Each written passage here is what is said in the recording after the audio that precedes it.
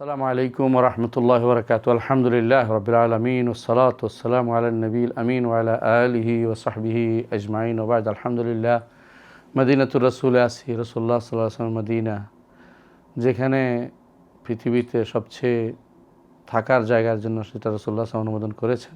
এবং উত্তম দেশ হচ্ছে মদিনা, থাকার জন্য, ইবাদতের জন্য হচ্ছে মক্কা, আর অবস্থানের জন্য হচ্ছে মদিনা। এটা সবাই জানি। আলহামদুলিল্লাহ, আমরা মসজিদ নবীর একদম পাশেই আছি, যেখানে সাকিফাতু বনি সাঈদা আছে পাশেই আমাদের, আর বাম পাশে আছে আমাদের যেটাকে বলা হয় বের বুদায়ের অঞ্চল। এই পুরো এলাকাটা এর আগে এই পাশে ছিল সবক, মসজিদ সবক ছিল, যেখান থেকে ঘোড়দৌড় করতেন রাসূলুল্লাহ সাল্লাল্লাহু আলাইহি ওয়াসাল্লাম, এই জায়গাটা ছিলেন। আর এই পিছনে আছে জাবালে সালা, যে পাহাড়টা রাসূলুল্লাহ সাল্লাল্লাহু আলাইহি ওয়াসাল্লাম যে পাহাড়ের পিছন রেখে খন্দক খুঁড়ছিলেন। আর এই পাশে ছিলেন এক ব্যক্তি, অন্ধ ব্যক্তির বাড়ি, যিনি মসজিদে আসতে কষ্ট হচ্ছিল। রসুলের কাছে এসে বললেন যে, ইয়া রাসূলুল্লাহ, আমাকে মসজিদে না আসলে কি চলবে কি না? রসুল কিন্তু তাকে অনুমতি দেননি, কারণ তিনি আজান শুনতে পাচ্ছেন, এই জন্য অনুমতি দেয়নি। এটা প্রমাণ করে যে আমাদের সালাতে আসা কত জরুরি। এখন এই যে তাওসিয়া বাড়ানোর পরে এই এলাকাটা পুরোটাই একটা সময় ছিল দূরে বোঝা যেত, কিন্তু এখন বাড়ানোর পরে, মসজিদ বাড়ানোর পরে, এবং আলহামদুলিল্লাহ আল্লাহ তাআলা খাস রহমত, মানুষ দূর দূরান্ত থেকে আসছে এই মসজিদে সালাত আদায় করতে।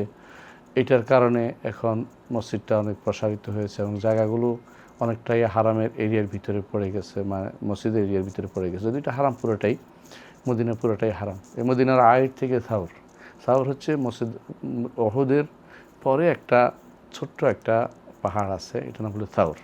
আর আয়ের হলো মদিনার দক্ষিণ পাশে, পার হয়ে মিকাত পার হওয়ার পরে একটা পাহাড় আছে পূর্ব পশ্চিমে, একটা পাহাড় আছে ওহুদও পূর্ব পশ্চিমে। সাধারণত পাহাড় সারিগুলো উত্তর দক্ষিণে হয়, কিন্তু এই দুইটা পাহাড় আয়ের এবং ওহুদ এবং আয়ের, এই দুইটাই কিন্তু উত্তর দক্ষিণে বেশি, পূর্ব পশ্চিমে বেশি লম্বা। এবং এরপরে যেটা আছে সাউর, এটা পর্যন্ত রাসূলুল্লাহ সাল্লাল্লাহু আলাইহি ওয়াসাল্লাম ওহুদকে মদিনা হারামের ভিতরে ঢুকিয়েছেন। আলহামদুলিল্লাহ, আমরা এখানে অবস্থান করছি। আমরা জানি যে মদিনা অবস্থান করা উত্তম, এবং এখানে কেউ যদি তার মৃত্যু এসে যায়, মরে যাওয়ার তো নিজে ইচ্ছা, কিন্তু মরে যাওয়া না, মানে মৃত্যু এসে গেলে সেখানে মরে যাওয়া ভালো। রাসূলুল্লাহ সাল্লাল্লাহু আলাইহি ওয়াসাল্লাম তাদের জন্য সুপারিশ করেন, একটা হাদিস আছে। এই জায়গাটুকু হচ্ছে এমন জায়গা যেখান থেকে সাহাবায়ে কেরাম সারা বিশ্বে ইসলাম নিয়ে প্রচার প্রসার করেছেন। এই জায়গাটা এমন জায়গা যেখান থেকে মুহাম্মদুর রাসূলুল্লাহ সাল্লাল্লাহু আলাইহি ওয়াসাল্লাম তিনি এই সমস্ত গলিতে গলিতে চলেছেন, সাহাবায়ে কেরাম চলেছেন, হেঁটেছেন, তাদের জীবনে একটা বিশাল অংশ এখানে কেটেছে। পরবর্তী জীবনে তারা দাওয়াতের জন্য সারা দুনিয়াতে ছড়িয়ে পড়েছেন। কিন্তু যতদিন রাসূলুল্লাহ সাল্লাল্লাহু আলাইহি ওয়াসাল্লাম ছিলেন মদিনাকে, তারা তাদের সব কিছু হিসাবে গ্রহণ করে নিয়েছেন। যেখানে যেতেন মদিনা আসা পর্যন্ত তারা অপেক্ষা করতেন। মুহাম্মদুর রাসূলুল্লাহ সাল্লাল্লাহু আলাইহি ওয়াসাল্লাম যেখানে থাকতেন, মদিনা আসার পরে তার উটের বাহন বা বাহনের দ্রুত পরিচালিত করতেন যে মদিনায় যেন প্রবেশ করে, এবং তার অন্তরের ভিতরে খুশি বয়ে যেত মদিনায় চলে এসেছেন। এবং তিনি বলতেন, আইবুনা তাইবুনা আবিদুনা হামিদুন রাব্বিনা, আবিদুনা সাজিদুন রাব্বিনা হামিদুন। রাসূলুল্লাহ এইভাবে আল্লাহ ফিরে আসছে যেন তিনি অন্তর প্রশান্তি লাভ করতেন। মদিনার ভালোবাসা, এটা মানুষের ঈমানদারের অন্তরের ভিতরে সবসময় ঘটে থাকে। যারা ভালো কথা বলে, উত্তম চরিত্রের সাথে চলে এবং মানুষকে কষ্ট দেয় না, বুঝতে হবে তাদের সাথে মদিনা একটা সম্পর্ক রয়েছে। এজন্য মদিনাতে আলেমরা বলেন যে কেউ যদি এবং হাদিসে আছে, রাসূলুল্লাহ সাল্লাল্লাহু আলাইহি ওয়াসাল্লাম বলেছেন, কেউ যদি মদিনাবাসীকে ধোঁকা দেয়, কষ্ট দেয়, তাহলে সে লবণের মতো মিশে যাবে, অর্থাৎ তার শাস্তি দুনিয়াতেও পাবে, আখিরাতেও পাবে। এই জন্য মদিনাতে অনেক কিছু শুধু কথা না বলে যতক্ষণ পর্যন্ত ভালো ব্যবহার দেখানো যায় এই মদিনাবাসীদের সাথে, এটা উত্তম মনে করি আমরা। এবং মনে করি যতক্ষণ পর্যন্ত কোনো কিছু কিনবেন না, শুধু দরদর করবেন না, কিনবেন, দেখবেন, ভালো ব্যবহার করবেন, ছাড় দিতে চেষ্টা করবেন।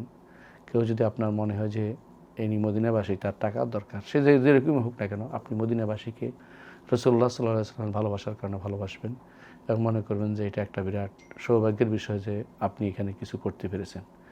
আমার জানা মতে এরকম কিছু করেছিলেন। আমরা যখন ছাত্র জীবনে মদিনায় ছিলাম, দেখেছি হারিরি, রফিক আল হারিরি, তিনি একবার মদিনাতে এসেছেন তার ছেলে হুসাম আল হারিরিকে নিয়ে। সেখানে অ্যাক্সিডেন্ট করে ছেলেটা মারা যায়। তিনি একটা মাবাররা করেছিলেন, মদিনাবাসীও উপকৃত হয়তো, এখনও হচ্ছে যতটুকু জানি। এরকম মদিনাতে এরকম অনেক মাবাররাত আছে, যেটা মানে ভালো কাজের পথ রচনা করে, টাকা দেয়, সেটা দিয়ে মানুষ ভালো কাজ দেয়, মদিনাবাসীদের উপকার করে। এটা করা উচিত। মদিনাবাসীরা এমনিতে অত্যন্ত নিরীহ এবং খুবই ভালো দিনদার, দিনের প্রতি তাদের ফেদা অনেক বেশি। এদেরকে ভালোবাসা, যেহেতু আনসার এরা ছিল, আনসারকে ভালোবাসা এটা ঈমানের অংশ, এবং তাদেরকে যত রকম ভালো কিছু করা যায় তত কিছু করা আমাদের জন্য জরুরি।